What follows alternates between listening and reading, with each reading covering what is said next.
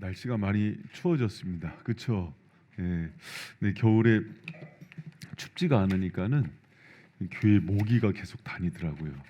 여러분 그 성도의 인생에도 이렇게 추운 겨울과 같은 고난이 있는데 그때 많이 변화가 되고 또 오히려 우리가 이렇게 내려놔야 되는 것들이 많이 내려져요. 그래서 하나님이 사랑하는 자들에게는 모든 것이 협력해서 선을 이뤄요. 추위도 고난도 아픔도 기쁨도.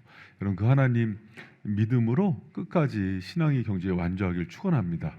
우리 그 수요 강론이 이제 벌써 33문이에요. 이제 얼마 안 남았는데 우리 12월 이제 오늘 11월 마지막 날이죠. 내일 12월인데 12월 이제 하면은 끝나요. 딱 그 38강까지 108문인데 38강까지가 이렇게 요리문답서 이렇게 그 해설서도 보면은 반이에요. 두 권인데 38문이 한 권, 그리고 뒤가 한 권인데 뒷부분은 그 굉장히 내용이 쉬워요. 우리가 어떤 일을 행해야 될 건지. 그래서 이 앞에 부분 제가 이렇게 정리해드리고 나중에 이제 우리 올해 끝나고 내년에 시작할 때 크게 한번 정리하면서 그 제가 이제 두 번째 문 들어가도록 하겠습니다. 여러분 오늘 양자됨이에요. 양자됨인데 제가 그 33문 질문할 테니까 여러분이 단문을 한번 얘기해 주시기 바랍니다. 자, 양자됨은 무엇입니까?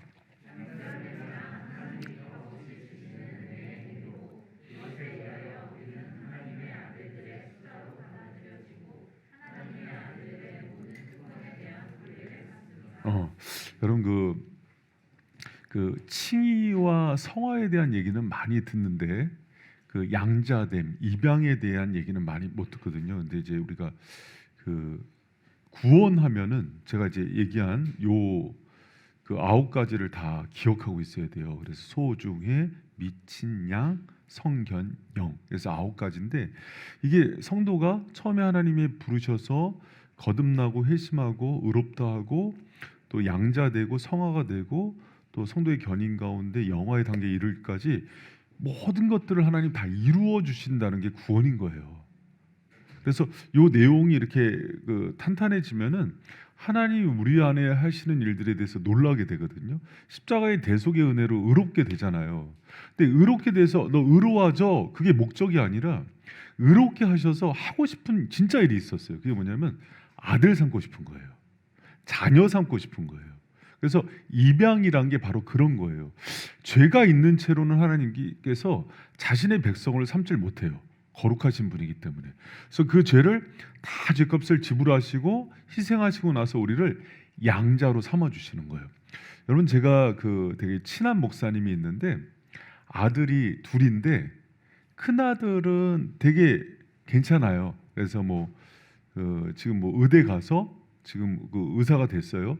근데 둘째 아들은 속을 너무너무 세겠어요. 그래서 이제 엄마가 목사님 사모님이 학교 선생님이었는데 그 아들 때문에 학교를 그만뒀어요. 그 아들 케어하려고. 그리고 목사님도 큰 아들 때는 학교 이렇게 안 불려다녔는데 그 둘째 아들 때문에 맨날 불려다녔어요. 그래서 제가 이제 둘째 아들 이렇게 보는데 저랑 이제 가까운 목사님이라서 만나면 둘째 아들 고민을 그렇게 얘기하는데 얘기할 때 그렇게 애정이 느껴지는 거예요. 그 아들에 대해서. 그러면서 막 조폭도 갔다가 조폭까지 갔어요. 그래서 실제로 조폭, 안양 타이거, 의정부 세븐 같은 성인 조폭에 들어갔는데 조폭 두목이 그것도 기도의 은혜인 것 같아요. 네 아버지 뭐 하시냐? 그래서 목사님입니다. 그랬더니 너는 여기 있지 말라고 가라 그러더래요. 그리고 내 눈에 띄면 넌 가만히 안 둔다고 조폭이 돌려보내서 왔는데 저는 그렇게 사랑해서 친아들인 줄 알았어요. 근데 둘째가 입양한 아들이에요. 그러니까 이 목사님이 참 훌륭하신 분이에요. 아들이 하나가 있었는데 이제 둘째를 낳질 못하니까 그냥 입양을 했어요. 그래서 형편만 더 되면은 더 많은 아들을 입양하고 싶었는데 그냥 하나만 했는데 그 아들이 이렇게 자라면서 속을 새겨요. 그러면 막 후회하고 갖다 버릴 수도 있잖아요. 그런데 안 해요. 엄마가 직장을 그만둘 정도로 그 아이를 사랑하고 그 목사님도. 그래서 오히려 큰 아들이 이 편애 때문에 나중에는 알게 됐어요. 두 아들 다. 근데 큰 아들이 오히려 자기가 동생에 대한 편애 때문에 상처를 받았어요. 어렸을 때. 여러분 그런 생각을 해봐요. 만약에 그 둘째 아들이 그 목사님 가정에 입양이 안 되고 조폭 두목한테 입양이 됐거나 아니면 뭐 거지 왕초한테 입양이 돼서 맨날 앵벌이 시키고 뭐 이렇게 돈 못 벌어오면 막 두들겨 패고 그랬다고 쳐봐요. 그래 인생이 어떻게 되겠어요? 비참해지죠. 근데 너무 사랑이 많은 그 가정에서 그렇게 아름답게 지금은 마음 잡고서 자기 군대 갔다 와서 너무 잘 자라고 있어요. 그리고 부모님 사랑 깨닫고 지금 자기 이렇게 전문 직종 들어가서 일을 하는데, 여러분 근데 우리가 한 가지 생각할 게 있어요. 우리는 누구한테 입양이 된 거예요? 그러니까 그거를 잊지 말아야 돼요. 우리가 하나님께서 우리를 당신의 자녀 삼으려고 이렇게까지 우리를 자녀로 입양한 거예요. 우리는 그럼 처음에는 어디 자녀였어요? 죄의 자녀, 사망의 자녀, 죽음과 사탄의 자녀였던 거예요. 그래서 거기서 하나님께서 우리를 데리고 오시려고 성부 하나님께서 어떤 과정을 거치냐면, 여러분 그 페이지 보면은 제가 이제 오늘 말씀을 좀 많이 적어놨는데, 양자로 여러분을 데리고 오려고 삼위 하나님이 지불하신 대가들이 굉장히 커요. 성부 하나님은 창세 전부터, 여러분 제가 오늘 이 말씀을 읽는데 굉장히 감동이 되는 거예요. 에베소서 1장 4절 5절 한번 읽어봐요. 4페이지에 밑에 있어요. 시작. 곧 창세 전에 그리스도 안에서 우리를 택하사 우리로 사랑 안에서 그 앞에 거룩하고 흠이 없게 하시려고 그 기쁘신 뜻대로 우리를 예정하사 그리스도로 말미암아 자기 아들들이 되게 하셨으니 아멘. 여러분 하나님의 아들이라 그랬다고 딸들 서운해하지 마세요. 이거는 자녀에 대한 대표성이기 때문에 성에 대한 그런 건 아니에요. 여러분을 자녀로 삼기 위해서 하나님이 태초 전부터 저와 여러분을 1대1의 관계로 여러분의 이름을 아셨고 여러분이 나오실 거를 이미 다 보고 계세요. 하나님은 영원의 하나님이기 때문에 시간의 흐름 밖에 있는 거예요. 시간은 이렇게 흐르는데 영원의 하나님은 처음과 끝을 완성하시고 전체를 한 번에 보실 수 있는 전능하신 하나님이에요. 그 하나님이 여러분이 이 땅에 오기도 전에 여러분을 아셨고 모태에서 조성하신 그 하나님이신 거예요. 그 태초에 그 성부 하나님께서 여러분을 자녀 삼으려고 여러분의 이름을 하셨고 또 만나기를 기다리고 계셨어요. 그런데 우리가 죄로 인해서 여러분 그 소속이 바뀌잖아요. 그때 예수님께서 여러분에 대한 죄의 대가를 다 치러주시고 십자가에서 그 대속의 은혜로 여러분을 어떻게 했어요? 십자가에서 구원하시면서 하나님의 아들이 되게 하셨죠. 여러분 그래서 그거 아십니까? 예수님께서 이 사실이 얼마나 중요한지 잘 들어보세요. 제자들이 어느 날 우리도 요한의 제자들처럼 기도를 알려주세요. 그랬더니 예수님께서 가르쳐 주신 기도가 뭐였죠? 주기도문 처음이 뭡니까? 하늘에 계신 아버지 아니에요. 아빠 이렇게 부르라 그래요. 너희들 아버지한테 나올 때는 너희를 아빠, 아버지는 우리나라 말로 데디 이런 느낌이에요. 영어로. 그래서 아빠란 느낌이지 아버지도 아니에요. 그래서 너희 아버지가 너희들을 자녀 삼기를 원하셨고 그 관계를 가장 기뻐하기 때문에 하나님께 나갈 때 그 친밀한 언어로 아빠 하면서 그 관계의 문을 열라고 가르친 게 첫 번째 기도였어요. 여러분 이 관계가 하나님은 너무 소중했어요. 그리고 예수님께서 부활하시면서 아들의 영을 부어 주셨다 그러거든요. 그래서 여러분 그 5페이지 넘겨 보면은 5페이지에 그 3번 바로 위에 갈라디아서 4장 6절 말씀이 나와요. 4장 6절 말씀 같이 한번 읽어봐요. 시작. 너희가 아들인 고로 하나님이 그 아들의 영을 우리 마음 가운데 보내사 아버지라 부르게 하신 성령이죠. 성령. 그래서 성령이 우리 안에 임재하셔서 여러분 제가 최근에 이제 좀 이렇게 축사 사역도 하고 또 처음에 하나님을 이렇게 떠나거나 대적한 사람들 특징이 있어요. 처음에 하나님에 대해서 이렇게 기도를 해줄 때 하나님 아버지에 대해서 얘기를 할 때 그 고백을 못 해요. 초점이 흔들리고 굉장히 불안해요. 그리고 경계심이에요. 왜? 대적 관계이기 때문에. 그런데 악한 영을 쫓아내고 다시 그리스도의 보혈로 씻어주고 예수님을 통해서 만나게 해주잖아요. 눈빛이 달라져요. 경계가 없어지고 굉장히 하나님의 관계에서 친밀함을 회복해요. 여러분, 사탄은요, 하나님과 우리의 관계가 아버지와 자녀의 관계를 깨트리길 원하는 거예요. 그래서 자신의 소속으로 바뀌길 원하는데, 이것을 성부, 성자, 성령 하나님께서, 성부 하나님은 계획하시고 예정하시고, 성자 하나님은 우리를 건져내려고, 자녀 삼으려고 십자가의 모든 대가를 치르시고 죽으시고, 성령 하나님은 지금 아들의 영으로 우리 가운데 임하셔서 깨닫게 하시고 하나님이 아버지인 줄 알려주셔서 우리가 하나님을 어떻게 고백해요? 아버지라고 고백하는 거예요. 여러분, 이 아버지란 고백은 성령이 없는 사람이 할 수가 없어요. 그리고 예수님께서도 이게 너무나 중요했기 때문에 하나님께 기도할 때는 아빠라고 기도하라, 이렇게 가르쳐 주신 거예요. 이런 그 메소포타미아 그 문명을 보면은 신들에 대한 유적이 있어요. 창조 기사가. 근데 그 신들을 보면은 그 상급신이 있고 하급신이 있습니다.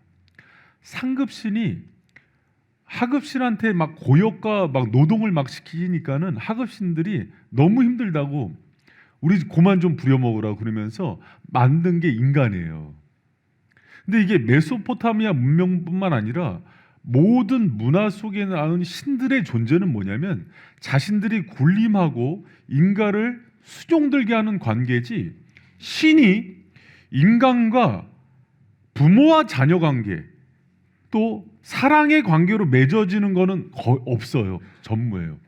여러분, 제가 얼마 전에 그 박영석 목사님이 그 잠깐 간증하는 걸 이렇게 들었는데 이런 얘기를 하시더라고요.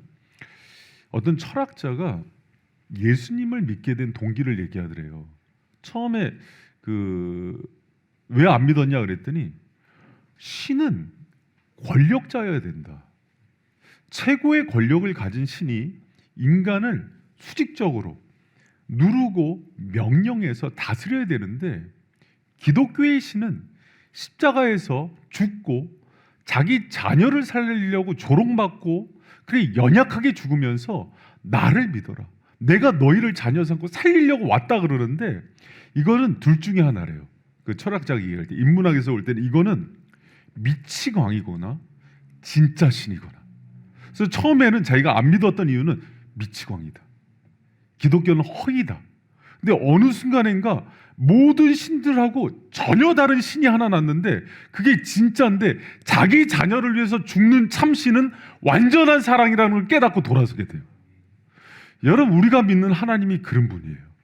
모든 신들은 하급신을 만들고 그 신의 수종을 들라고 인간을 만들고 말 안 들면은 진노를 내리는 그 관계지, 한 번도 그렇게 자신을 던져서 생명을 구원하고 자신의 자녀 삼는 신은 하나도 없어요.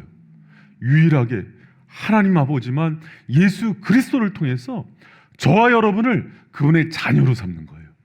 여러분, 그래서 이것을 입양이라 그러는데 이 입양의 교리 가운데 담겨진 비밀이 엄청난 거예요. 여러분, 예수님이 여러분을 거룩하게 하시고 소중의 미친 양, 성경령 막 맨날 했다고 쳐요. 여기서 클라이막스는 양자인 거예요. 왜 이런 대가를 지불하고 하나님이 불러주시고 만세전부터 온 우주보다의 티끌보다도 작은 자녀들을 하나하나 다 기억하시고 이 자녀들을 위해서 독생자가 친히 와서 자신 생명 내주고 살려주셔서 거룩하게 하셔서 하고 싶은 게 뭐예요? 자녀 삼고 싶은 거예요. 하나님과 영원한 교제로 다시 그 친밀한 관계로 삼아주고 싶은 거예요. 어떤 신이 그런 신이 있어요. 그러니까 아무리 인문학적인 그 지성인들이 생각을 해도 이거는 미치광이다 이렇게 생각했다가 반대로 생각하니까 완전한 신만, 참 사랑만 이걸 보여줄 수 있다는 거예요. 여러분, 우리가 믿는 하나님이 여러분을 그렇게 사랑해요. 이런 교리들을 들을 때 그냥 이거는 일반적인 이야기라고 들으면 안 돼요. 나를 향한 얘기로 들어야 돼요. 나를 입양하고 자녀 삼으려고 하나님이 이렇게 완전한 계획 가운데 나를 살리셨고 이 거룩한 자녀로 삼고 나서 그 기뻐하는 그 모습 가운데 저와 여러분이 있다는 것을 믿는 우리 바이샘 성도들 되길 축원합니다. 여러분, 제가 이 오늘 교리를 묵상하는데 그렇게 가슴이 이렇게 따뜻해지는 거예요. 날이 추운데도.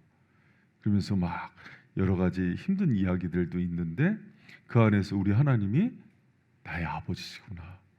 이 얘기가 큰 위로가 되는 거예요. 여러분, 이 말씀 가운데 여러분이 천부이시고 하늘 아버지이신 그분을 다시 바라보는 시간이 되길 축원합니다. 교리는 진리예요. 진리는 생명이 되기 때문에 주신 거예요.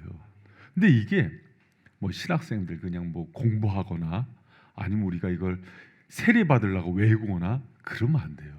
주님과의 바른 관계로 나아가라고 알려주신 거예요. 너희들에게 왜 십자가의 사랑을 이렇게 거룩하게 하고 의롭다고 했는지 아느냐. 그래서 내 자녀가 돼서 나와 영원한 천국에서 그 친밀한 관계 다시 회복시키고 싶은 거예요. 여러분, 그 은혜의 하나님의 마음을 깨닫는 저와 여러분 되시길 축원합니다. 근데 여러분, 여기서 끝나지가 않아요. 여러분, 그 아들로 양자된 거는요, 그 다음에 특권으로 이어져요. 특권에 대한 권리. 여러분, 하나님께서 우리를 자녀 삼으셔서 진짜 주고 싶은 게 이렇게 많은 거예요. 그래서 여러분, 그것을 발견하고 누리는 게 이 양자됨, 입양의 교리의 핵심이에요. 그럼 여러분, 하나님께서 우리를 자녀 삼으셔서 제일 먼저 뭘 주고 싶을까요? 뭐 같아요? 여러분, 일 시키고 선교사 만들고, 예를 들면은 뭐 목사 만들고 뭐 교회 일 시키고, 아니에요.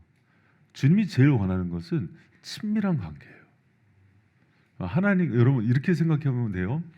루터가 하나님과의 관계를 가장 잘 보여주는 게 항상 아빠들은 빠져. 엄마와 자녀의 관계래요. 그럼 엄마와 자녀의 관계의 핵심은 뭐예요? 그 친밀한 유대감이에요. 사랑이에요. 예를 들어서 뭐 인성이 인우가 여기 와 있는데 이 아들들이 자도 내 아들이고 깨어 있어도 내 아들이고 아파도 내 아들이잖아요. 그리고 그 깊은 사랑 가운데서 함께하는 것 자체가 기쁘죠. 여러분, 우리 하나님도요, 그게 목적이에요. 우리과의 친밀한 관계. 여러분, 그 제가 여기 앉아 있으면 그 우리 교회 학교 다음 세대 아이들 중에서 제 무릎에 와서 덜컥 앉는 애들이 있어요. 누굴까요? 우리 집 애들이겠지. 그렇죠? 그리고 이렇게 문이 있으면 누가 하나 들어가서 내 핸드폰을 자기 핸드폰처럼 쓰는 애가 있어요. 그것도 내 의자에 덜컥 앉아서. 그러고 앉아서 핸드폰 뺏으면 오히려 자기가 큰 역정을 내. 왜 그러냐고. 이걸 왜 그럽니까? 그게 자기가 누구라는 거예요? 자녀라는 거예요. 여러분, 우리가 그전에는 외인이었고 하나님께 원수될 때는 그렇지 않아요. 오히려 여러분, 제가 참 그런 것들을 많이 경험하는데, 믿지 않거나 예를 들어서 다른 영이 있는 사람들이 주님을 만나거나 교회에 오면은 경계하고 불안해요. 막 눈동자가 떨려요. 그러면 두려워해요. 특히 이제 그때 이제 저도 긴장이 됩니다. 나를 두려워해야 되는데 내 영이 있는 걸 봐야 되는데 감사하게 두려워하더라고요. 그래서 가서 기도하면은 또 이제 악한 영이 나가고 이런 역사들이 일어나는데, 여러분, 우리 안에서 가장 중요한 거는 입양했을 때 회복되는 거는 그분과의 관계예요. 내가 연약하고 부족하고, 여러분 봐요. 여러분, 이 땅 살아 있는 동안 주님이 의롭다고 얘기하고 내 자녀다고 하지만은 또 죄 져야 안 져요. 또 넘어져야 안 넘어져요.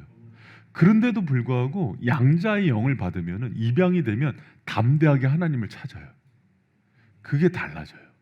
하나님이 사랑하는 사람이 되기 때문에 용기를 얻고 주님께 또 나갈 수 있는 힘을 얻어요. 7.8기라 그래요. 넘어져도 또 그분 붙들어요. 찢기고 세상에서 만진창이가 돼도 또 하나님께 돌아서요. 탕자처럼 아버지한테 못할 짓 하고 먼 타국에 와서 돈 다 날렸는데도 아버지께 돌아가자 그래요. 그런데 아버지가 맞아주는 걸 알아요. 아들이기 때문에. 여러분에게 그 양자의 권위가 있다는 걸 믿으시기 바랍니다. 그리고 이게 회복이 돼요. 여러분, 깊게 우리가 하나님을 찬양하고 말씀을 듣다 보면은 우리가 마음이 성령이 있지만 육신이 있잖아요. 그럴 땐 두 마음이 싸우다가 성령이 주인의 자리에 있어야 되는데 거꾸로 우리 육성이 그 주인 자리를 행세를 하다가 보면은 막 하나님과 멀어지거든요. 근데 예배 가운데 찬양과 말씀 가운데 이렇게 성경 공부를 통해서 마음이 회복되면은 그분과의 친밀함이 생기고 정말 누구도 얘기할 수 없는 그런 깊은 유대 관계로 들어가요. 여러분 그거 느끼죠? 무슨 얘기인지. 하나님께서 여러분을 입양하셨다는 것은 가장 중요한 특권이 그 관계를 누리고 싶은 거예요. 여러분 그것은 하나님이 다른 존재하고 누리지 않아요. 그 외경에 보면은 이런 얘기가 있어요. 사탄이 루시퍼가 타락한 이유가 하나님이 인간에 준 사랑에 대한 질투란 얘기를 해요. 여러분이 그 정도의 사랑을 하나님께 받고 있는 거예요. 그리고 하나님은 여러분과 그렇게 친밀히 교제하고 사랑을 나누는 것을 가장 중요하게 여겨요. 여러분 그래서 우리에게 하나님께서 달라지는 것은 바로 그런 거예요. 여러분 하나님을 막 종처럼 그렇게 만나지 않죠? 주님의 자녀처럼 그렇게 나가는 그런 특권을 얻게 되고 또 넘어지더라도 다시 아버지께 갔을 때 회복시켜 줄 수 있는 그 은혜를 주시고 여러분 그 은혜를 주시고 또 두 번째는 여러분 봐요. 그 6페이지에 보면은 제가 이렇게 써놨어요. 아버지의 보호와 돌봄 그리고 인도하심 가운데 살아간다. 여러분 그 봐봐요. 자녀가 인간 부모들도요. 예를 들어서 우리 인성이 오늘 추워서 피곤해. 인성아 네가 내일 뭐 먹을지 고민하니? 뭐를 먹을까 마실까 고민을 해? 안 하지. 그 고민 누가 하는 거야?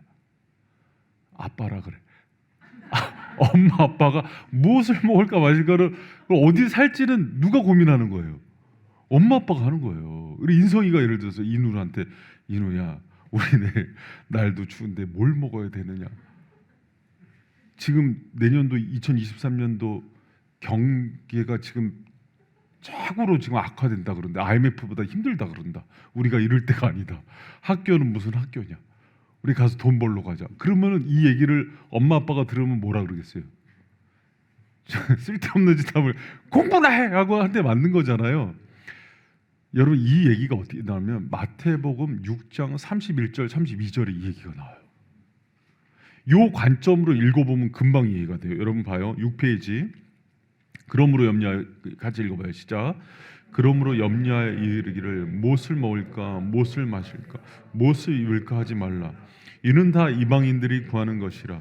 너희 천부께서 이 모든 것이 너희에게 있어야 할 줄을 아시니라. 이거 구하지 말라. 그래 하늘 아버지. 여러분 천부가 이제 한자로 돼 있는데 하늘 아버지예요. 하늘에 계신 너희 아버지가 이거를 네 아버지가 고민하는 문제지 먹고 마시는 거 고민하지 말라. 요새 이방인이 뭔지 알아요? 영적 고아예요.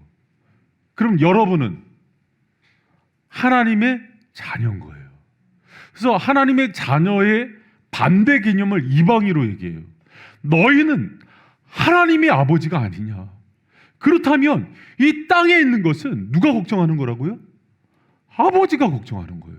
제가 얘기했잖아요. 인성이 인우가 뭐 먹을지 뭐 마실지 누가 걱정한다고요? 엄마 아빠가 걱정하는 거예요.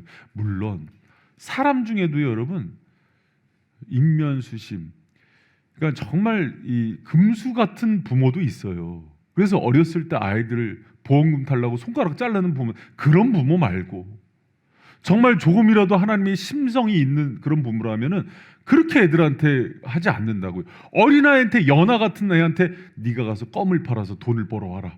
그래 아니라고요. 먹고 살 거 집 부모님이 해주는 거예요. 천부는 그거보다 완전하세요? 완전해요. 우리가 잃어버린 게 여러분 잘 들어봐요. 여기서 보면은 염려에 대한 부분이 계속 나와요. 무엇을 먹을까? 무엇을 마실까? 무엇을 입을까? 어디 살까? 어느 직장을 갈까? 우리의 진로는 뭘까? 이거 누가 걱정하는 거예요? 하나님이 걱정하는 거라니까요. 여러분 우리가 걱정을 하는 이유는요. 그게 없어서가 아니라 잘 들으세요. 아버지와의 관계가 깨져서예요. 주님과의 친밀한 관계를 회복하면은 그런 걱정을 하지 않아요.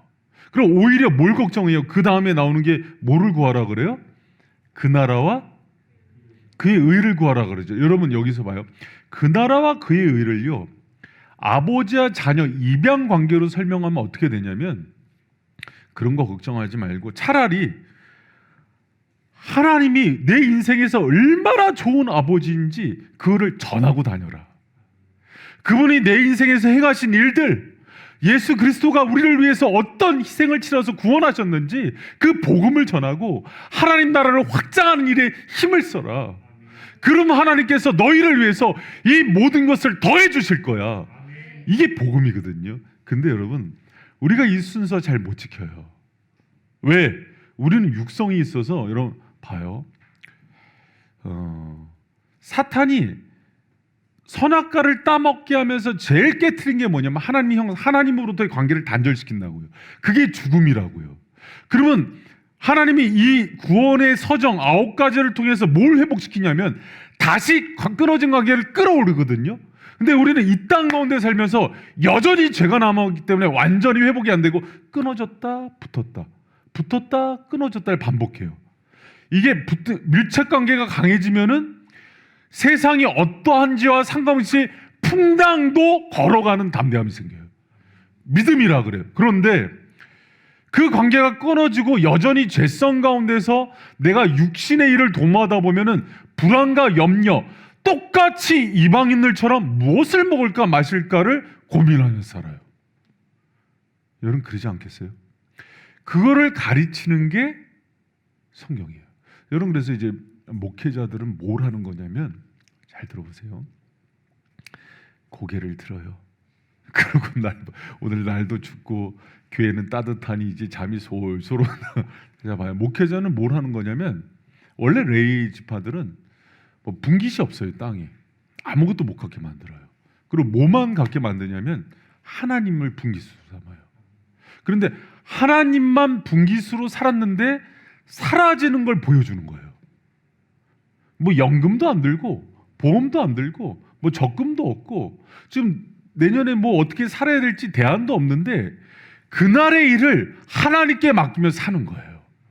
할렐루야. 여러분 물론 영역 주권이기 때문에 여러분이 각 영역 속에서 하나님께 맡긴 청지기 사명을 감당해야 돼요. 그러니까 뭐 이게 이제 잘못하면 사람이 죄성 때문에 거꾸로 그럼 아무것도 안 하고 교회 와서 그냥 난 기도만 하면 먹고 살지, 이건 아니야. 하나님 시키는 대로 순종하며 가는 거예요. 할렐루야. 그걸 어디서 보여주냐면, 잘 들어보세요. 광야 40년 동안 이스라엘 백성들이 광야에서 사막에서 농사졌어요? 200에서 250만 명이 뭘로 먹고 살았어요? 하나님으로요. 그러니까 예수님의 첫 번째 시험이 돌을 떡으로, 그러니까 그걸로 먹는 거 아니다. 살아계신 하나님의 말씀으로 산다 얘기했잖아요. 할렐루야. 그러면 물이 떨어지면 어떻게 했어요? 물이 떨어지면 하나의 반석을 쳐서, 여러분 생각해 봤습니까? 이스라엘 백성들 200만 명에서 250만 명이 이동해요. 그럼 반석에서 물이 쳤을 때 수도꼭지 여기 우리 화장실 물처럼 나왔겠어요? 며칠 먹어야 됩니다. 며칠. 폭포처럼 쏟아지지 않았겠어요? 그게 상상이 돼요? 하나님이 모세를 통해 무리바에서 반석을 쳤을 때 물이 수도꼭지처럼 쫄쫄쫄 나왔다, 아니면 막 폭포수처럼 막 솟구쳤다. 1번, 2번. 2번이어야지 먹는 거예요. 안 그러면 물만 먹는데 며칠이 걸리는 거예요. 생각해보세요. 250만 명 줄 서서 물 받아 먹는 거? 말이 안 돼요, 여러분. 그 인원을 한 번에 먹이려면은 그 정도로 쏟아져야 된다는 게 정설입니다. 여러분 하나님은 그런 능력자예요. 그 하나님이 40년 동안 어떻게 먹는지를 보여줬다가 가나안 들어가서 농사를 지니까 딱 멈춰요. 그게 주님의 섭리인 거예요. 여러분 그 하나님이 우리를 보호하시고 돌보시고 인도하시는 하나님이심을 우리 아버지시라고요. 그 하나님을 믿으시기 바랍니다. 그래서 입양의 교리 가운데는 이분이 굉장히 중요해요. 그분과의 친밀한 유대관계를 누리고, 그분이 왜 입양했겠어요? 여러분 데려다가 앵벌이 시키려고? 노동시키려고? 아니라니까요. 하나님이 살아계심이 여러분을 통해서 드러나는 거예요.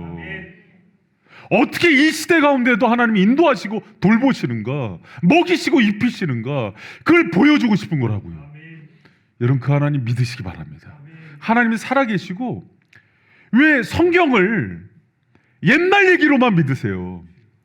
광야에서 먹이신 분이 지금 광야보다 낫잖아요. 그럼 여기서 먹이시지 않겠느냐는 거예요. 여러분 봐요. 성경에 나옵니다. 옷과 신발이 닳고 해지지 않았다 그래요. 하나님 그런 능력이 하나님이세요. 여러분 그 하나님 믿는 우리 성도님들에게 축원합니다. 왜 이런 은혜를 주신다고요? 그분이 여러분을 입양했어요. 그리고 얘기하는 거예요. 계속 얘기하는 거예요. 지금 내가 너희 아버지라고. 아버지가 있는데 왜 불안해하냐 그러는 거예요. 얘기하잖아요. 애들이 엄마 아빠가 집에 있는데 우리 어떻게 살지? 그건 부모님 역할이라고. 여러분 봐요. 그러면 걱정을 하면은 좀 제대로 합시다. 내일 해 뜨는 것부터 걱정해야죠. 내일 지구의 자전거 공전이 멈추는 것도 걱정하셔야죠. 오존층이 파괴되는 것도 걱정하셔야죠. 왜 여러분 그런 걱정은 안 해요? 하나님 믿는 거죠? 아니 그런 큰 거 믿는데 왜 작은 건 못 믿어요? 여러분 하나님 살아계실 믿습니까? 네, 그럼요. 그래서 제가 저기 앞에도 하나님 섭리 얘기할 때 그랬잖아요. 인간이 자기 마음 먹은 대로 움직이지 못하는 근육이 오히려 생명을 지키는 불수의근이라고. 심장이나 이런 것들, 혈관에 움직이는 것들. 근데 여러분 그 내일 장담해요? 안 불안해요? 멈출 거? 왜? 하나님을 믿잖아요. 그렇죠? 근데 왜 작은 거를 못 믿어요? 그렇게 큰 거는 믿는데. 여러분 하나님이 그래서 얘기하는 거예요. 너희가 내 아들이다. 걱정하지 마라. 내가 너희를 눈동자처럼 지키고 먹이고 광야에서도 먹인 그 하나님이다. 나를 봐라. 그러면서 여러분 우리는 인간이라서 풍랑 거닐면 또 시선이 아래로 들어가요. 그래서 주님이 그런 거. 예수님 그러니까 화내잖아요. 왜 나를 못 보냐고. 믿음이 적다 그러잖아요. 내가 너희 천부인 걸 모르냐. 나를 봐라. 이렇게. 여러분 주님 바라보는 저 여러분들 축원합니다. 여러분 그 시선이 여러분 아버지가 하늘 아버지가 내 아버지라는 거예요. 그것도 가장 친근하게 부르라고 가르치지 않아요. 아빠라고 부르라고. 내가 너희 아버지 노릇을 해주고 싶다는 거예요. 돌보고 네 길을 인도해 주시고 보호해 주고 싶다는 거예요. 여러분 그 하나님을 믿는 저 여러분들이 축원합니다. 그 이 땅에 있는 거 뭐 먹을까 마실까 입을까 보다도 하나님이 원하는 거는 그거 말고 여러분 제가 그때 그 조지 밀러 얘기 여러 번 했잖아요. 왜 고아원 차렸다고요? 2차 세계대전 이후에 하나님이 고아들의 아버지가 되신다는 거 먹이신다는 걸 보여주고 싶어서 평생 10만 명을 쳤대요. 고아들을 한 번에 1000명 10,000명씩. 그러니까 여러분 그 하나님인 거예요. 우리를 공급하시는 하나님. 여러분 그 하나님 믿는 저 여러분들 축복합니다. 할렐루야. 제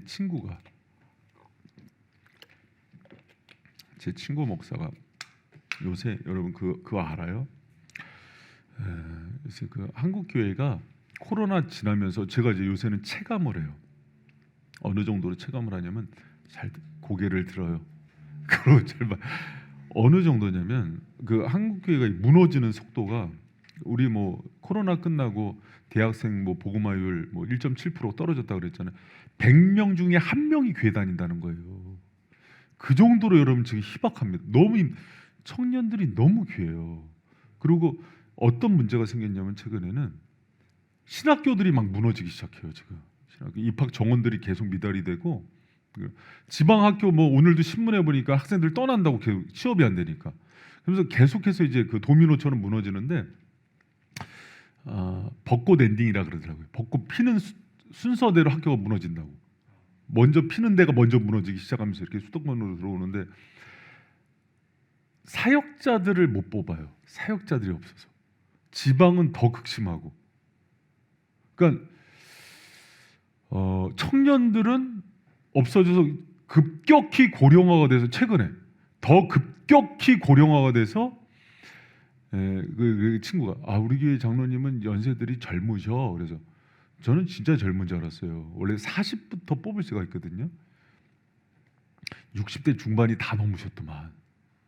그러니까 이제 보통 장로님이 70대 가까이 우리 장로님은 청년이야. 청년들이 급속히 빠져나가기 시작하고. 여러분 그런데도 하나님이 봐요. 전도를 했는데 다음 달에 출산 예정이야. 지난주에도 2명이 왔어, 청년이. 여러분 이게 우리가 볼 때는 이게 안 된다 그러지만 그거는 사람 생각인 거예요. 하나님이 부흥을 하면은요, 에스골의 마른 뼈들을 왜 살리는지 알아요? 살고 죽는 게 하나님의 소관임을 보여주시는 거예요.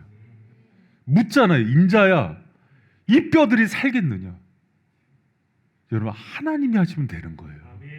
여러분 이 시대 가운데 여러분 환경 보면서 절망하지 말라 그러면, 근데 나가면 환경이 너무 커요.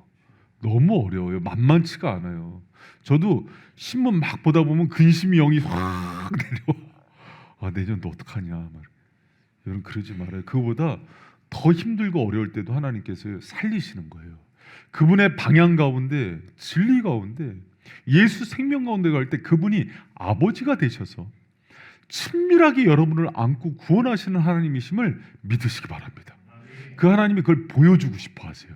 그리고 그 나라와 그의 의를 구하라는 건 그 하나님을 경험하고 나서 그 하나님을 자랑하는 게 복음 전도예요.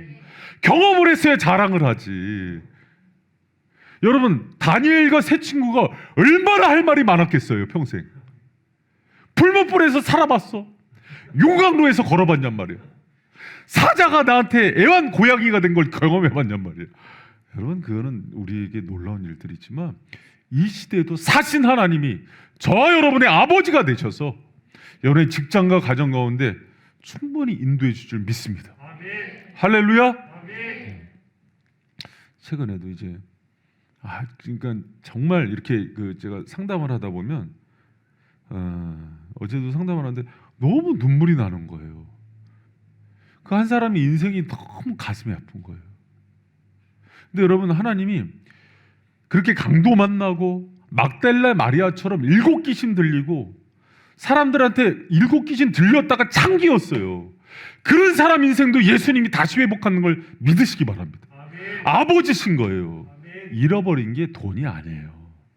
그분과의 관계를 잃어버린 거예요. 여러분 오늘 잘 오셨습니다. 칭의로 끝나면 교리로 끝나요. 너희를 거룩하게 만들어서 내 자녀 만들고 싶다는 아버지의 마음을 들으셔야 되는 거예요. 아멘. 내 옆에 두고 내가 정말 사랑하는 딸이고 아들이기 때문에 마리아처럼 내 옆에 두고 말씀만 들어도 그걸로 족하다고 얘기하는 거예요. 마르다가 막 일해야 되지 않냐 그러니까 아니라고. 저가 더 좋은 편을 택했다. 나는 그렇게 교제하려고 너희를 창조했다고 얘기하시는 우리 하늘아버지의 음성. 그분이 여러분 한 사람 한 사람의 친부모이십니다. 아멘. 할렐루야. 아멘. 담대하세요 여러분. 뭐가 걱정이세요? 여러분 제가 은혜가 충만한데 한 번은 고층 빌딩에 엘리베이터를 타고 왔는데 엘리베이터가 갑자기 고장이 나는 거예요. 흔들리는 거예요. 근데 나는 그 상황이 너무 재밌는 거예요. 이제 사람들은 막 불안해서 막 누르고 난리가 났어요. 근데 나는 하나님이 이렇게 잡고 있는 게 느껴지는 거예요. 결국은 뭐 살았겠어요, 죽어가겠어요. 그러니까 여기 있죠. 하나님께서 얘기하잖아요. 참새도 한 아사리온에 여러분 떨어지죠. 머리털도 여러분 이게 한 머리털도 하나님이 허락 없이는 빠지지 않고 하물며 너희일까 보냐 이러잖아요. 하나님이 내가 아버지라. 이 천부란 얘기를 다 바꿔야 돼요. 내가 아빠다 이렇게. 여러분 그리고 여러분 중요한 게 세 번째가 또 나오는데요. 하나님이 우리 아버지 되시면서 우리에게 주신 특권이 있어요. 이게 이제 특권으로 안 여겨질 수도 있는데 답니다. 아버지의 엄한 사랑을 통해서 성장시켜요. 이 엄한 사랑을 징계라 그러거든요. 근데 저는 징계란 표현을 별로예요. 왜 우리나라는 그 뉘앙스가 벌 주고 혼내는 것 같아요. 근데 징계의 의미는 그게 아니에요. 살리고 고치는 거예요. 그래서 저는 이거를 하나님의 사랑의 색깔이 다른 거로 얘기해요. 여러분 봐요. 그 요리문답서에 보면은 이런 표현이 있어요. 앞에 보면은 양자됨이란 하나님이 값없이 주시는 은혜의 행위로, 그러니까 그분의 은혜로 아들이 되는 건데 이것에 의하여 우리는 하나님의 아들들의 숫자로 받아들여지고, 이건 뭐냐면 그분이 자신의 자녀로 받아들이는 숫자가 따로 있다는 거예요. 그 숫자들에 대해서는 이렇게 하나님의 친밀한 유대관계도 주시고 그분이 돌보시고 입히시고 먹이시고 인도도 하시고 또 엄한 사랑도 그들한테 준다는 거예요. 여러분 봐요. 야곱과 에서 중에서 하나님께서 선택한 숫자, 하나님께서 양자 삼은 건 누굽니까? 야곱과 에서 중에서 야곱이죠. 그러면 봐요. 야곱과 에서의 인생을 놓고 보면은 누가 더 연단을 많이 받습니까? 야곱이죠. 왜 그럴까요? 자녀이기 때문에 그런 거예요. 거짓말하고 속이고 그러니까 그래? 그러면 더 큰 거짓말쟁이한테 붙이는 거예요. 라반 고치어주려고. 그 야복강가에서 환도뼈를 쳐서라도 이놈의 종아리를 쳐서라도 사람 만드시는 거예요. 이스라엘 만들라고. 너 이제 속여 먹고 살지 말고 하나님께 씨름하면서 살아가라. 그게 이스라엘 아니냐. 그게 여러분 하나님의 마음인 거예요. 그런 방식으로 살면은 삐뚤어지고 망가지니까. 여러분 그 히브리서 12장 8절에 보면은 우리 같이 한번 읽어봐요. 시작. 징계는 다 받는 것이거늘 너희에게 없으면 사생자 참 아들이 아니니라. 아멘. 여러분 봐요. 참 아들은 뭐가 있는 거예요? 징계. 아픈 사랑이 있는 거. 하나님은요 따뜻하게도 사랑해 주세요. 상처받고 실패하고 좌절할 때 와서 여러분 봐요. 엘리야가 막 로데마 마을에서 죽여주세요. 더 못 살겠어요. 그러니까는 떡도 떼주시고 천사 통해서 안마도 해주시고 그러잖아요. 그게 여러분 하나님이세요. 그리고 베드로가 실패하니까는 또 가서 디베랴 바닷가에 가서 떡 거주면서 숯불에서 다 괜찮다. 내가 너 사랑한다. 여러분 그렇게 사랑받은 베드로가 나중에 어떻게 돼요? 자기가 부인했던 제사장의 뜰에서요. 나중에 성령이 임하니까 담대히 걸어 들어가서 복음을 전합니다. 주님이 거기까지 본 거예요. 이 아들이 지금은 넘어지지만 내가 떡을 굽고 회복시키면은 다시 그걸 걸어 들어가서 매를 맞아도 예수를 전하고 결국 십자가에 거꾸로 달려 죽는 그 모습을 보는 거예요. 그래서 구원해 주고 여러분 그게 아버지의 사랑이에요. 여러분 그런데 이 야곱은 이 놈을 내가 살려야 되거든요. 그렇기 때문에 종아리를 쳐서라도 이스라엘로 만드는 거예요. 그게 아버지의 아픈 사랑이에요. 여러분 사랑하는 자녀가 있잖아요. 봐요. 우리 요새 이제 애들이 사춘기는 한참 이제 친구가 좋아질 때잖아요. 그렇죠? 우리 하진자매도 사춘기 때 친구 좋아했잖아요. 막 여기서 좋아했지 친구들. 네. 우리 딸들이 요새 이렇게 한번 주일날 이렇게 가면은 하이에나 때가 왔다 간 것 같아. 연우 막 친구 8명 데리고 왔다가 가면 막 냉장고가 싹쓸이 되고 막 여기저기 막 쓰레기 봉지. 시원이가 또 자기 친구 데려서 막 4명 자고. 근데 이제 들어갔는데 토요일인데 새벽 막 1시 2시까지 막 낄낄대고 떨어지는 낙엽도 웃길 때잖아요. 그때는 낙엽 막 웃고 막. 그래서 시원이를 불렀어요. 시원아 지금 이 아파트 저 시끄럽고 밑에 할아버지가 또 계신다. 그랬더니 시원이 왈 아빠 왜 나한테 그래요? 그런 거야. 네가 내 딸이잖아. 그럼 쟤들한테 하겠니? 내가 연우가 또 입이 이막 대자로 나왔어요. 그러면 자기 친구들이 그런 건데 자기한테 쓰레기 정리 안 했다고 뭐라 그런다고. 그럼 내가 저희한테 그러겠니? 너가 내 딸이잖아. 여러분 봐요. 때로는 하나님이 쟤는 막 컨닝도 하고 사기도 치는데 안 내버려도. 근데 나는 마음으로만 그렇게 해도 막 찔림을 주고 아프게 해. 여러분 하나님은 아시는 거예요. 우리를 하나님이 거룩한 백성을 만들고 싶은 거예요. 그분의 목적은. 그래서 제가 그랬잖아요. 하나님이 다른 것보다 먼저 거룩한 백성을 만드는 게 목적이기 때문에 그 구원이 첫 번째예요. 그분은. 그래서 때로는 아픈 사랑을 주신다 안 주신다? 주신다. 왜? 참 아들이니까. 여러분 다윗은 범죄하니까 어떻게 해요? 하나님이 바로 징계하시잖아요. 온영 내리시고 막 인구조사하니까 또 뭐 가정 가운데 막 압살롬한테 쫓기게도 만들고. 왜 그래요? 그 바세바 범한 걸로 인해서 대가주입을 시키는 거예요. 정신 차리라고. 근데 여러분 사울은 평탄하게 갔다가 마지막에 지옥 가는 거예요. 그러고 싶어요? 아니죠. 여러분 하나님은요, 여러분 사랑하기 때문에 때로는 그 길 가운데 우리를 온전케 하기 위해서 아픈 사랑을 주시는 게 징계인 거예요. 여러분 그래서 우리가 하나님의 그 징계를 내릴 때도 이게 여러분 그래서 제가 여기 뭐라고 썼냐면 징계는 특권이에요. 하나님이 우리를 때로는 이렇게 막으실 때도 있고 때로는 채찍질할 때도 있고 여러분 때로는요 이게 봐요. 징계해서 무조건 때리고 막 이런 것만 생각하지 않고 인간관계 갈등이 일어나. 이것도 징계예요. 갑자기 내 마음 가운데 불편함이 생겨. 이것도 징계예요. 성령이 꾸짖으시는 거예요. 몸이 아파. 이것도 징계지만 또 하나님 길을 막으셔.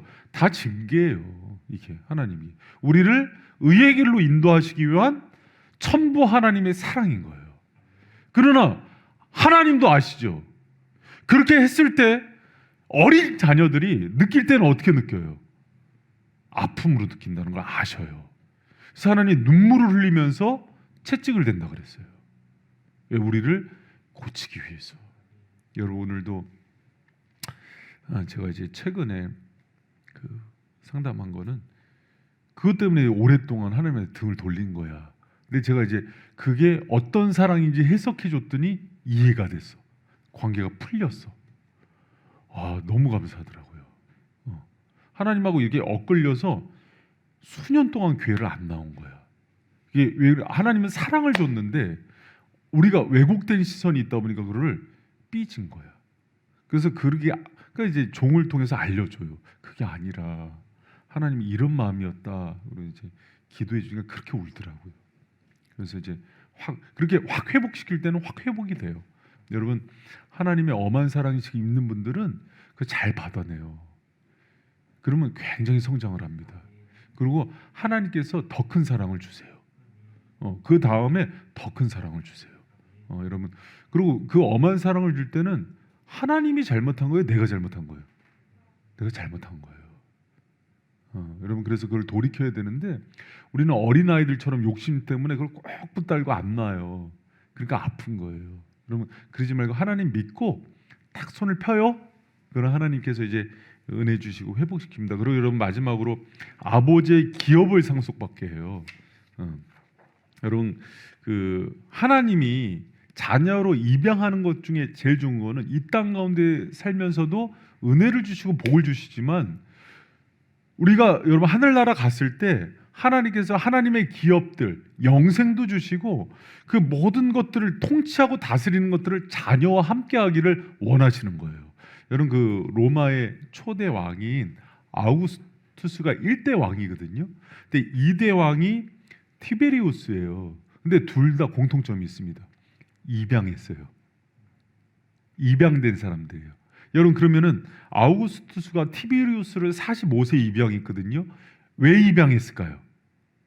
왕 삼으려고. 나라를 다스리게 하려고. 하나님 전능자예요. 온 우주의 왕이에요. 여러분 입양한 목적은 기업을 나누고 함께 다스리기 원하는 거예요. 그래서 우리가 이 땅에서 상상도 못하는 많은 것들을 누려요. 여러분 그 은혜의 분깃이 저와 여러분에게 하나님께서 이미 예비하고 있는 것들이 엄청나요. 여러분 그 은혜의 주인공들 되길 축원합니다. 송 목사님이 주일날 설교하면서 사우디 갑부 280조? 뭐 어마어마한 저기 사우디 선수 부상당하니까 제트기 보냈더라고요. 빨리 저기 제트기를 그냥 보내. 하나님이 그거보다 더 하신 분이시죠. 믿습니까? 그 갑부 정도겠어요. 그 사람은 인간이기 때문에 언제 마음이 뒤집힐지도 모르지만 하나님은요 여러분에게 영원한 사랑을 주시는 거예요. 흔들리지도 변함도 없고 우리의 조건과 상관없는 사랑을 주시잖아요. 우리를 사랑하는 동기가 우리가 무엇을 해서가 아니잖아요. 은혜란 사랑의 이유가 그분 안에 있는 거예요. 그분이 사랑하기로 작정하시기 때문에 영원한 사랑을 주시는 거예요. 그래서 나의 모습과 상관없이 여러분을 택하시고 영원히 사랑하시는 우리 하늘아버지심을 기억하는 저와 여러분 되시길 축원합니다. 아멘. 여러분 이게 입양교리의 핵심이에요. 지금 제가 전달하는 게. 그래서 입양교리는 그러니까 입양하니까는 약간 좀 우리는 그 뭐 이렇게 좀 거부감이 있을 수 있는 용어잖아요. 근데 그게 아니라 우리를 하나님께서 자신의 자녀 삼아 주셨다는 용어를 그냥 한자어로 교리가 발달할 때 압축적인 언어를 써야 되니까 한자어로 이렇게 대치를 해서 그래요. 자녀로 삼아 주신 거예요. 그래서 여러분 우리가 영원한 하나님의 자녀가 되고 그분의 은혜와 분깃들을 나누고 상속받는 자로 하나님이 세우셨음을 믿는 저와 여러분들 축복합니다. 여러분 입양교리를 생각할 때 제가 이제 그게 딱 떠오르더라고요. 이번 주에 우리가 바이셈 역사상 유아 세례, 학습, 입교 세례식이 한 번에 다 된 게 처음이에요. 그러니까 입교자까지 나왔으니까. 그러니까 이제 입교자는 이제 어렸을 때 여기서 유아 세례 받은 애들이 커서 이 교회 이제 자기들이 정식으로 이제 자기 신앙 고백으로 내가 세례교회 된다 그래서 만 15세에 받는 건데 애들이 이제 그게 받은 거예요. 만 14세. 너무 감회가 새롭더라고요. 토요일 날 모여서 유아 세례자들 이제 부모 교육을 했어요. 갑자기 그 얘기가 떠오르는 거예요. 그러니까 요새 애들 키우기가 어렵잖아요. 근데 이제 한 번씩 이제 확인을 했지. 우리 늘 확인하는 거 있잖아요. 이 아이가 누구 아이냐?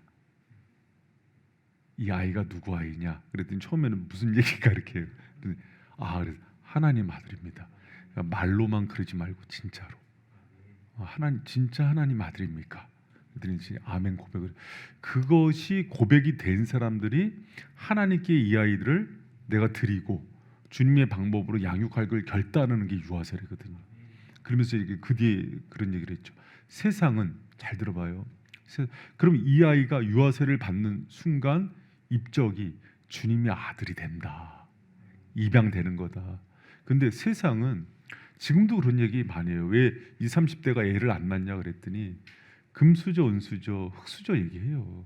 지금 너무 먹고 살기 힘들고 대학을 나와도 취업이 안 되고 명문대를 나와도 직장 잡기 어렵고 억대 연봉인데도 여전히 자기 집을 마련하기 힘든 시대라서 너무 막 암울한 얘기를 해요.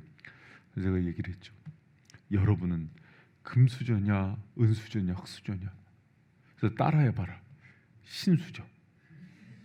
여러분들 따라 신수저. 신수저는 뭐예요? 여러분 이 비교가 급이 달라요. 신의 수저를 들고 나왔는데 무슨 걱정을 해요? 할렐루야. 여러분 믿음을 키워서 승리하는 법을 배우세요. 하나님께서 거기서부터 출발하길 원하는데 우리는 아니요. 내가 이거 내 머리 무슨 그 머리로 뭐 해결이 되겠어요. 머리도 쬐끔해 갖고 코끼리 만은 해야지. 쬐끔한 머리로 자기 그냥 나이 들면은 보이지도 않는 눈 가지고 시간 세월 지나면 떨어지는 근력 갖고 무슨 일을 해요. 하나님 의지에서 그분이 일하는 걸 경험해야지. 할렐루야. 여러분 하나님이요 왜 이 구원의 서정 속에서 입양교리를 굉장히 이 포인트를 굉장히 찍어요. 그러니까는 이단들은 칭의교리 때문에 많이 나와서 칭의교리로 이제 정리를 해주지만 그분과의 부요한 관계를 누리는 건 입양교리라고. 내가 그분의 자녀가 되기 위해서 이 많은 과정들을 하나님이 구원의 서정을 다 이루시는구나. 내가 비로소 그분의 자녀로 입적됐구나. 그러면서 여러분 흔들림이 없는 거예요. 근데 이거를 가지고 여러분 우리가 깊게 묵상하면서 다시 가서 내가 받은 특권, 여러분 제가 묻습니다. 그분이 여러분을 불러서 죄인된 우리와의 유대 관계, 또 보호와 돌봄과 인도하심, 또 때로는 필요하다면 우리가 교정해야 된다면 엄한 사랑, 또 하나님의 기업을 상속받는 그 아들로 삼아주셨어요? 안 삼아주셨어요? 그리고 여러분이 여전히 그 사랑 가운데 살아가는 아들, 딸들이에요? 아니에요? 자녀죠. 할렐루야. 그렇다면 입에서 튀어나와야 되는 게 다시는 그런 얘기하지 마세요. 내가 흙수저였다. 내가 금수. 여러분 나오는 순간 하나님의 아들, 딸이고 하나님의 수저를 물고 나왔습니다. 아멘. 할렐루야. 아멘. 그래서 제가 이제 그 청소년 청년부 사역할 때는 그 아주 피를 튀기면서 얘기하는 대목 중에 하나예요. 자기 부모 원망하는 것도 아니에요. 이 교리를 깨달았다면. 왜? 천부이신 하나님이 나의 아버지가 되시는데 이 땅에 있는 부모의 문제 때문에 연연하는 거 아니에요. 할렐루야. 자신의 출생이나 오히려 여러분 어느 정도까지 성장을 하냐면 하나님 아버지를 천부인 그런 부모를 사랑하고 품게 돼요. 여러분 거기까지 성장한 우리 바이샘 성도들 되길 축원합니다. 할렐루야. 그리고 여러분 그 최고 신분을 가졌기 때문에 열등감이 없어져요. 그러니까 우리가 열등감이 있고 아직도 내가 뭔가 비교의식에 빠지는 거는 이 진리가 내게 되지 않아서 그래요. 다른 걸로 채우지 마시고, 여러분 봐요. 그럼 다른 걸로 내가 쟤보다는 뭐 돈이 없으니까 내가 돈을 많이 벌었어. 열등감이 없어진다고요? 내가 학벌이 딸리니까는 오늘 신문에도 47살에 대학 간 사람 얘기 나오더라고. 그래서 대학 갔다 왔어. 그럼 또 열등감이 없어진다고요? 집 넓은 데 살아서 천만의 말씀입니다, 여러분. 하나님이 그 공간을 채워야 되는 거예요. 그분과의 관계가 친밀해지면 어떤 상황에서도 흔들리지 않아요. 목사님들도 교회 싸지로 서로 비교하더라고. 예수님이 없어서 그래요. 가장 큰 분을 담고 있는데 무슨 건물이 보이겠어요. 영원히 보이고 영생이 보이고 주님이 보이지. 할렐루야. 그래서 여러분, 주님 이 양자의 교리는 내가 자녀됨으로써 얻는 그 은혜와 하나님과의 깊은 관계 속에서 정말 큰 은혜를 누려요. 여러분 그 은혜가 저와 여러분의 것이 되길 축원합니다.